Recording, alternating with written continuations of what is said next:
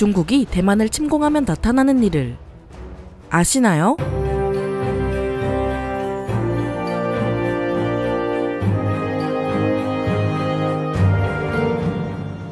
안녕하세요. 지식 스토리입니다. 이번에는 중국이 맘먹고 대만을 공격했을 때 벌어질 상황에 대해서 알아볼 텐데요. 사실 중국의 대만 침공은 로마 제국 때 한나라처럼 밀덕들이 재미로 상상하는 그런 정도의 주제가 아닙니다. 현 시점을 기준으로 지구에서 가장 실현 가능성이 큰 전쟁이죠. 2022년 8월 중국 국무원은 대만의 차이잉원 정권을 제거해야 할 장애물이라고 표현하는 동시에 조국의 통일을 위해서라면 무력 사용을 포함한 모든 선택지를 검토해야 한다고까지 언급했습니다. 또한 최근에 사면임을 확정지은 시진핑도 대만 통일이라는 업적을 통해 그 이상의 장기 집권까지 노리기 위해서 자신의 세 번째 임기가 끝나는 2027년까지 대만 침공 준비를 마치려 한다는 분석이 우세하죠. 이처럼 대만은 갈수록 전쟁이 발발할 가능성이 짙어지는 것 같습니다. 그렇다면 과연 중국은 그 전쟁에서 이길 수 있을까요? CSIS라는 미국의 국제전략문제연구소는 이 질문에 답하기 위해서 자체적으로 워게임, 즉 가상 시뮬레이션 실험을 총 24번이나 실시했는데요. 일단 그 구체적인 시나리오부터